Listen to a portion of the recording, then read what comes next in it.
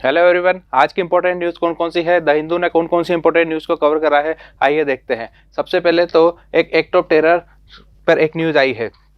कोई एक एक्सीडेंट हुआ है जिसे टेरर एक्टिविटी बताया जा रहा है बेंगलुरु में।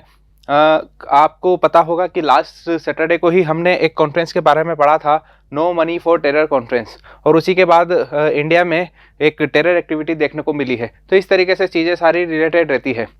ये हुआ कहाँ है? बेंगलुरु में हुआ है एक्ट ऑफ टेरर। ये पूरी एक एक्सीडेंटल सिचुएशन है, ये इंपॉर्टेंट नहीं है, लेकिन इसकी वजह से जो है हमने जो लास्ट सैटरडे को जो no money for terror conference के बारे में पढ़ा था वो इम्पोर्टेंट हो जाता है। इस तरीके से आपसे नहीं पूछेगा कि अभी रिसेंटली में एक ब्लास्ट हुआ था, एक टेरर ब्लास्ट हुआ था, वो कहाँ पे हुआ था, इस तरीके के क्वेश्चन पॉसिबल ही नहीं है हमारे लिए। इसी के पास में एक और न्यूज़ दिख रही है, वो है आपकी लॉस एंड डैमेज फंड पे। सबसे सीधा क्वेश्चन तो आपसे यही पूछ लेगा कि लॉस एंड डैमेज फंड का रिलेशन किससे है। तो आप ध्यान रखिएगा, लॉस एंड डैमेज फंड की जब बात आती है तो लॉस एंड डैमेज फंड जो है, लॉस एंड डैमेज फंड जिसको शॉर्ट में बोलते हैं L&D फंड, LDF, इसका रिलेशन हमारे इन्वायरमेंट से है। इन्वायरमेंट में आपने क्लाइमेट चेंज का नाम सुना होगा। हमने कई बार ट्रिपल प्लेनेटरी चैलेंजेस के बारे में पढ़ा है, जिसमें से एक है हमारा क्लाइमेट चेंज, उसके अलावा एक बायोडाइवर्सिटी लॉस और एक पोल्यूशन।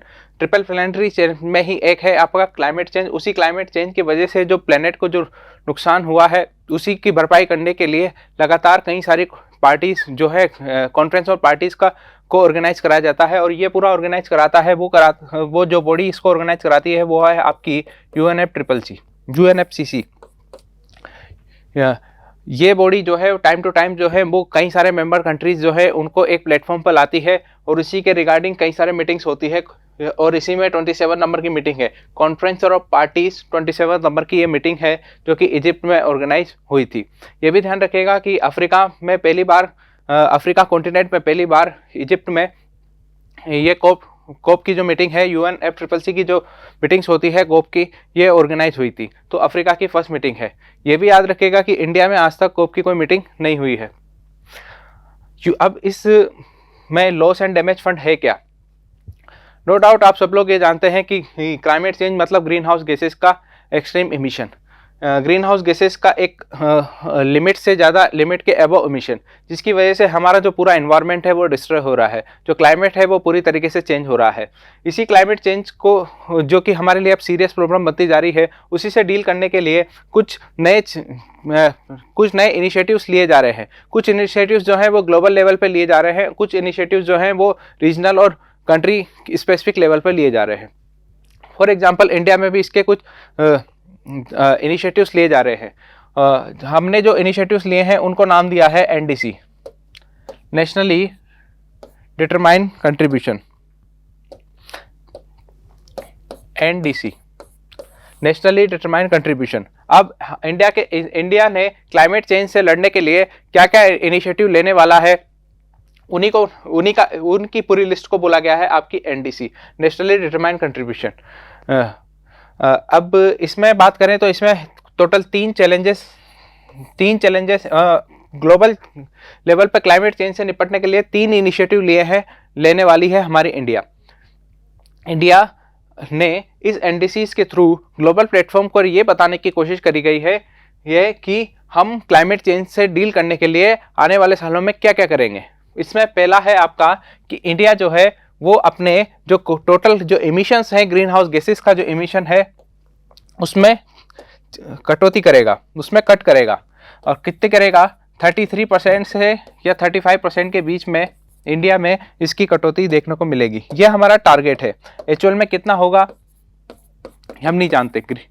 जो ग्रीन हाउस गैसेस का जो इमिशंस है उसमें रिडक्शन की बात करी गई है, और ये पूरे जो NDCs हैं उसका जो टारगेट ईयर है वो है आपका 2030, क्योंकि इसी के बाद जो पेरिस 2015 की जो पेरिस समिट थी उसमें जितने भी हमारे SDGs हैं और भी जितने भी टारगेट सेट करे गए थे उसकी जो टारगेट की फिक्स करने की जो अपर लिमिट थी वो थी आपकी 2030 तक ये पूरे टारगेट्स हमको फुलफिल करने हैं।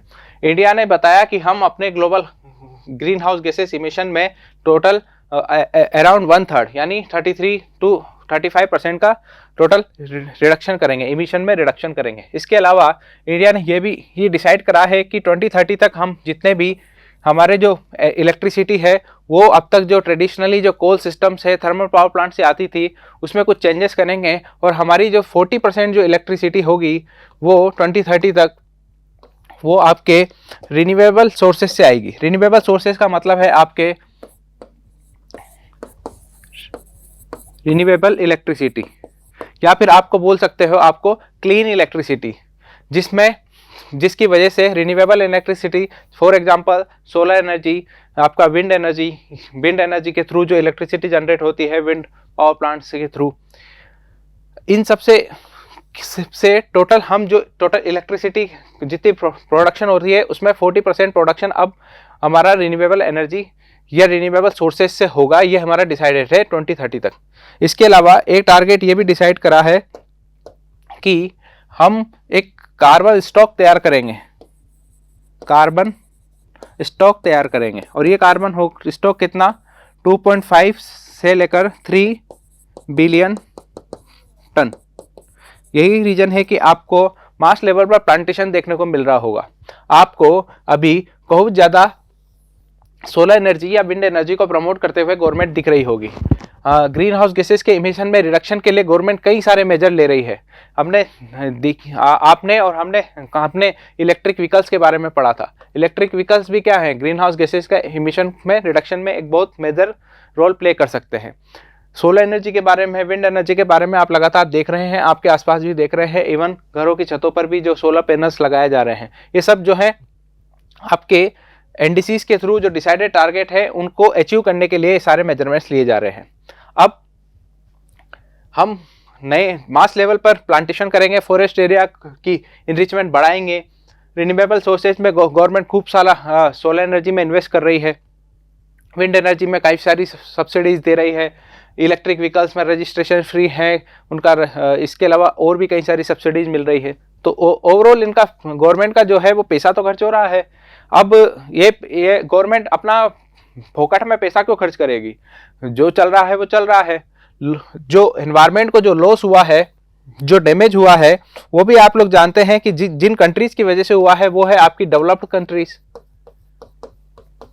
डेवलप्ड कंट्रीज मतलब यूएसए, यूरोप के जो कंट्रीज हैं, स्पेशली वेस्टर्न यूरोप के, उन जो इंडस्ट्रियल इरा के टाइम से ही जब से ही उन्होंने जो मास लेवल पर जो इंडस्ट्रीज को प्रमोट करा है, उसकी वजह से जो ग्रीन हाउस गैसेस का एक्सिव इमिशन हुआ है उसी का रिजल्ट है आपका क्लाइमेट चेंज। तो इसमें इंडिया का तो इतना कोई मेजर रोल है नहीं, तो इंडिया अपना पॉकेट में पैसा क्यों लगाएगा। तो इसी चीज़ में जो डेवलपिंग कंट्रीज है, जो बैकवर्ड कंट्रीज हैं, वो लगातार डिमांड करती है डेवलप कंट्रीज से कि आपने ही लॉस करा है, आपने ही डैमेज करा है। जो लॉस करता है, जो डैमेज करता है, उसकी फुलफिल जो उसकी भरपाई भी है वो ही आप लोग करिए। इसी के लिए कोप की मीटिंग्स में लगातार ये डिमांड उठ रही है, स्पेशली पेरिस समिट के बाद से ही, कि एक लॉस एंड डैमेज फंड बनाया जाएगा। इस लॉस एंड डैमेज फंड में जो कंट्रीब्यूशन करेंगे वो करेंगे आपके डेवलप्ड कंट्रीज, जिनकी वजह से आज क्लाइमेट चेंज एक सीरियस प्रॉब्लम बन गया है।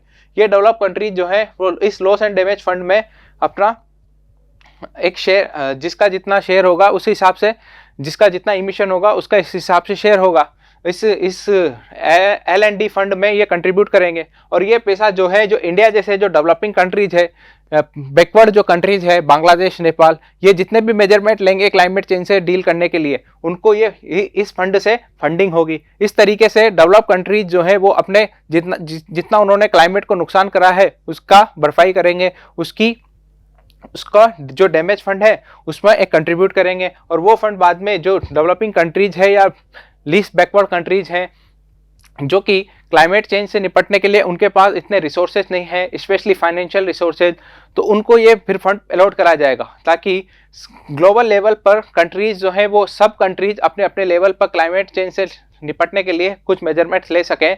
और ओवरऑल जो है क्लाइमेट चेंज का जो इफेक्ट है, जो लगातार जो ग्लोबल टेम्परेचर जो बढ़ता जा रहा है, उसको 1.5 डिग्री सेंटीग्रेड से ज़्यादा नहीं बढ़ने दिया जाए, या फिर एक्सट्रीमली 2 डिग्री सेंटीग्रेड से ज़्यादा नहीं बढ़ने दिया जाए। ये से पूरी तरीके से ये पूरी कहानी थी लॉस एंड डैमेज फंड की। आगे बढ़ते हैं। दिल्ली स्पेसिफिक न्यूज़ है। इसके अलावा आगे बढ़ते हैं, स्टेट्स में भी यूपी की और कर्नाटक की जो वहाँ की जो पॉलिटिकल न्यूज़ है उसको कवर करा गया है। आप लोग हिस्ट्री पढ़ते हैं तो वहाँ पर आपने नेताजी के बारे में पढ़ते हैं, स्पेशली इसके अलावा कई सारे फ्रीडम मूवमेंट्स के बारे में, सिविल डिसोबीडिएंट मूवमेंट हुआ, नॉन कोऑपरेशन मूवमेंट हुआ, उन सब के बारे में आप लोग पढ़ते हैं। एक PIL लगाई गई है कि नेताजी के कोई रिश्तेदार ने कि उनकी जो हिस्ट्री है, उनके जो जो काम कर रहे हैं उसको हटाया जा रहा है, ऐसा कुछ कुछ। इसके अलावा यहाँ टीपू के बारे में बताया जा रहा है। मैसूर वॉर्स हम लोग पढ़ते हैं, मैसूर वॉर्स पढ़ते हैं अंग्रेज़ों के साथ, इसमें स्पेशली सेकेंड के बाद हैदर अली और हैदर अली का बेटे टीपू और सेकंड मैसूर वॉर में ये इनकी एंट्री होती है। तो ये आप अब चूंकि न्यूज़ में आ गया है तो फ्रीडम मूवमेंट्स और स्पेशली सुभाष चंद्र बोस पे और टीपू पे जो आप हिस्ट्री पढ़ते हैं उस पर थोड़ा सा फोकस करके पढ़ने की ज़रूरत है। नया कुछ नहीं है, इंपॉर्टेंट न्यूज़ नहीं है, बस आपके हिस्ट्री में अब टीपू सुल्तान, नेताजी सुभाष चंद्र बोस और फ्रीडम मूवमेंट्स जो नेताजी के टाइम पर हुए थे, सिविल डिसोबीडिएंट मूवमेंट, उसके अलावा भारत छोड़ो आंदोलन, ये अब इम्पोर्टेंट हो जाते हैं क्योंकि इसके बारे में न्यूज़ में आया है। चांसलर के पद से गवर्नर को हटाने के लिए कुछ बिल्स लाए जा रहे हैं। कॉन्स्टिट्यूशन ये बोलता है कि जो स्टेट्स की जो यूनिवर्सिटीज़ होगी उनका चांसलर गवर्नर होगा, जबकि सेंट्रल यूनिवर्सिटीज़ जो होगी उनके चांसलर हमारे प्रेसिडेंट होंगे। अब चूंकि एक कंट्रोवर्सी लगातार हम इस पर अपडेट भी होते जा रहे हैं, किस तरीके से एक कंट्रोवर्सी चल रही है केरला में गवर्नर और केरला के जो हायर एजुकेशन मिनिस्टर है उनके बीच में। अब इसी में एक गवर्नर को चांसलर के पद से हटाया जा रहा है, अभी बिल लाया जा रहा है। बिल पर क्या होता है, governor end of the day तो साइन तो गवर्नर को ही करने हैं, तभी जाके वो बिल जो है वो एक्ट बनेगा। चाहे तो गवर्नर इसको प्रेसिडेंट के पास भी भेज सकता है, चाहे तो गवर्नर जो है वो इस पर पॉकेट वीटो का भी यूज़ कर सकता है। तो कई सारे मेजरमेंट से देखने की बात होगी कि ये गवर्नर को चांसलर के पद से हटा पाते हैं नहीं हटा पाते, या फिर ये केवल पॉलिटिकल वाई लूटने के लिए ये सब लाए जा रहे हैं। आगे बढ़ते हैं, कुछ चीज़ें जो है वो कल की ही चीज़ें रिपीट हुई है। फॉर एग्जाम्पल आपके न्यू डाटा प्रोटेक्शन बिल के बारे में आया है। सैटरडे के जो न्यूज़पेपर था उसमें हम लोगों ने किस तरीके से देखा था कि कृष्णा कमेटी थी, कि कृष्णा कमेटी उसकी रिकमेंडेशन पर पर्सनल डाटा प्रोटेक्शन बिल 2019 लाया, उसमें कई सारे लूपहोल्स थे। उसको अभी इसी साल अगस्त में वापस से विड्रॉ कर लिया पार्लियामेंट में। अब वापस से एक ड्राफ्ट बिल आया है, पब्लिक डोमेन में रखा गया है, पब्लिक से एडवाइस ली जा रही है। तो यदि आप वाकई में अपने पर्सनल डाटा से रिलेटेड कोई भी एडवाइस देना चाहते हैं तो आप जो मिनिस्ट्री है, ministry of electronics and information technology MeitY, उसकी वेबसाइट पे जाकर ये बिल पड़ा हुआ है। चूँकि ये ड्राफ्ट है, अभी पब्लिक डोमेन में है, तो आप और हम भी इस पर जो है अपना ओपिनियन दे सकते हैं। गवर्नमेंट को ठीक लगेगा तो एक्सेप्ट करेगी। इस तरीके से अभी पब्लिक डोमेन में है। और अभी जो पार्लियामेंट का सेशन होगा, जो विंटर सेशन होने वाला है दिसंबर में, उसमें ये बिल इंट्रोड्यूस करेगी ही जो ministry of electronics and information technology है वो। अब ये बिल पास होता ही नहीं हो पाता पार्लियामेंट में, इसमें क्या करेक्शन होते हैं, अभी ड्राफ्ट चल रहा है, पब्लिक डोमेन में है, तो क्या करेक्शन होते हैं। तो नो डाउट कई सारे करेक्शन एक्सपेक्ट कर सकते हैं, क्योंकि पुराने बिल पूरी तरीके से विड्रॉ कर लिया गया और नए बिल में भी कुछ करेक्शंस देखने को मिल रहे हैं। तो अब एक बार बिल जब एक्ट बन जाएगा तो फिर उसी के बाद देखने को होगा कि एक्चुअल में पर्सनल डाटा प्रोटेक्शन से रिलेटेड हमारे पास नए नए रूल्स क्या क्या हैं। हम अभी बिल को पूरा पढ़ लें और आज जो हम पढ़ रहे हैं वो कल गवर्नमेंट या पार्लियामेंट या फिर कुछ मिनिस्ट्री ही उसमें कुछ चेंजेस कर दें, तो इसलिए थोड़ा रुक के पढ़ना ज़्यादा बेटर होता है। आगे बढ़ते हैं, लेकिन आप ध्यान रखिएगा कृष्णा कमेटी के बारे में 2018 की और जिसी की रिकमेंडेशंस पर ही ये पूरा बिल आया था। अगेन वही चीज़ रिपीट करी गई है। मैंगलुरु ब्लास्ट है, इसके अलावा COP27 है।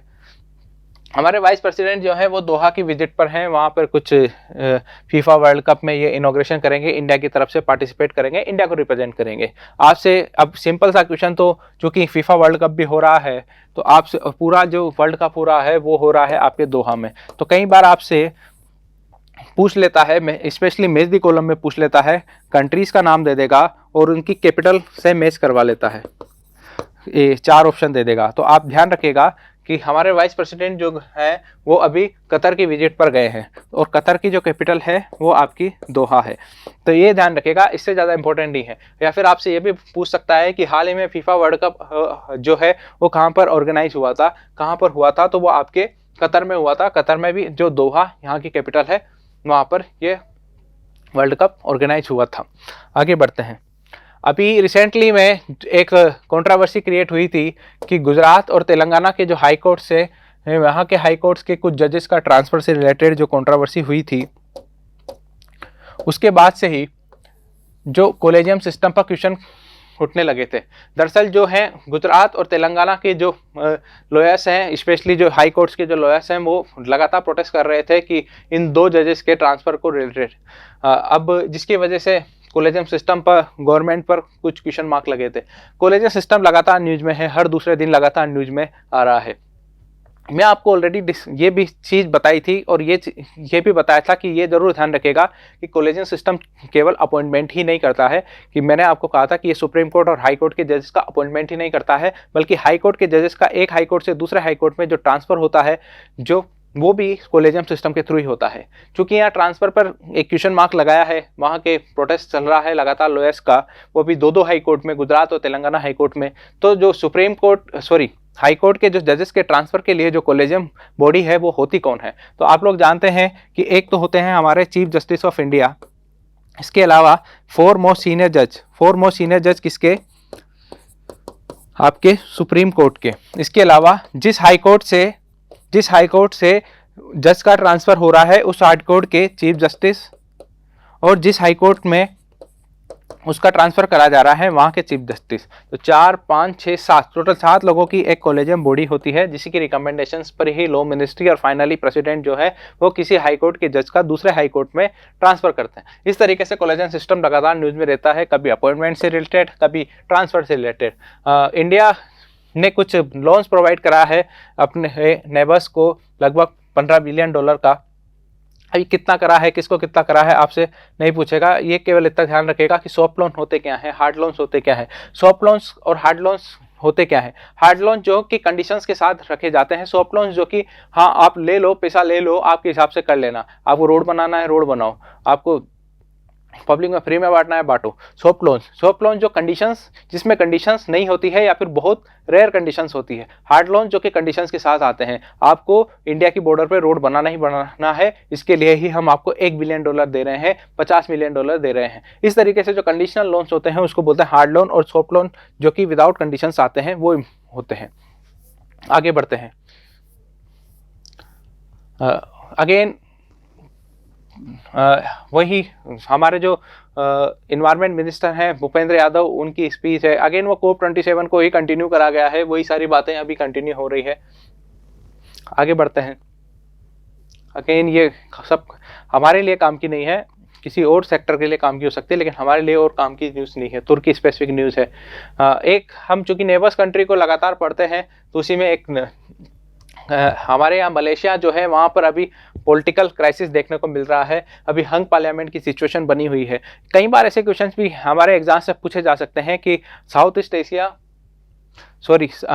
ईस्ट एशिया में अभी एक कंट्री, वो ईस्ट एशिया में अभी कौन सी ऐसी कंट्री है जहां पर पार्लियामेंट जो है अभी वो पूरी तरह से डिस्ट्रॉय है या हंग पार्लियामेंट की कंडीशंस है। आपको 4 ऑप्शन दे देगा, मलेशिया, इंडोनेशिया, थाईलैंड, वियतनाम, इस तरीके से 4 कंट्रीज दे देगा आपको ईस्ट एशिया की, और उसमें से पूछ लेगा कि हाल ही में इस कंट्री में कौन सी कंट्री में इस तरीके की सिचुएशन देखने को मिल रही थी, या वहाँ का प्रेसिडेंट चेंज हुआ है, या वहाँ का प्रेसिडेंट की डेथ हुई है। यदि एक स्टैंडर्ड क्वेश्चन बनता है तो इसी तरीके से बनता है, डायरेक्ट नहीं पूछते हुए इनडायरेक्ट यदि आपसे पूछे।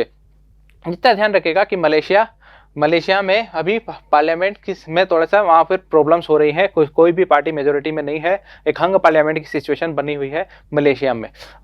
और इसकी कैपिटल याद रखिएगा, कुआलालंपुर जो है वो इसकी कैपिटल है मलेशिया की। इस तरीके से कैपिटल्स इंपॉर्टेंट हो जाती है, और जो हमारे जो स्पेशली जो नेबर्स कंट्री है उसमें क्या हो रहा है वो इंपॉर्टेंट होता है। अब मलेशिया में क्योंकि पॉलिटिकल सिचुएशन जो है वो ख़राब है, तो इसलिए ये इंपॉर्टेंट हो जाता है। क्योंकि आज मंडे है, मंडे को जो है वो मनी वाइज आता है। मनी वाइज जो है वो केवल उन्हीं लोगों के लिए इंपॉर्टेंट है जो कि शेयर मार्केट या किसी और सेक्टर में इन्वेस्ट करने की सोचते हैं। हमें टाइम जो है, हमें तो एग्जाम में इन्वेस्ट करना है अपना टाइम, ना कि किसी जगह पैसा वैसा, तो ये इंपॉर्टेंट नहीं होता है आज मंडे। अब देखो इसमें पर्सनल लोन्स क्या होंगे, किसी को लोन लेना है उसकी इंटरेस्ट रेट क्या है, EMI कितनी होगी, ये सारी बातें करती हैं। होम लोन कितना है, कार लोन कितना है, ये सब हमारे लिए इंपॉर्टेंट नहीं है। यदि आपको लोन्स की ज़रूरत है तो आप लोग देख लीजिएगा। स्पोर्ट्स में भी ऐसी कोई स्पेसिफिक न्यूज़ नहीं आई है। आगे बढ़ते हैं। इस तरीके से ये पूरा आज का न्यूज़पेपर था। जो इंपॉर्टेंट न्यूज़ थी आज एनवायरनमेंट से रिलेटेड थी, specially COP27 loss and damage fund. आपसे सीधे सीधे सी पूछ सकता है कि लॉस एंड डैमेज फंड है क्या। इसके अलावा हमने कई सारी चीज़ें रिपीट करी, चाहे वो पर्सनल डाटा प्रोटेक्शन बिल हो, चाहे वो हमारा कोलिजन सिस्टम हो, या फिर हमारा no money for terror conference हो। इस तरीके से जो भी इंपॉर्टेंट न्यूज़ थी वो हमने आज देखी। Thank you very much.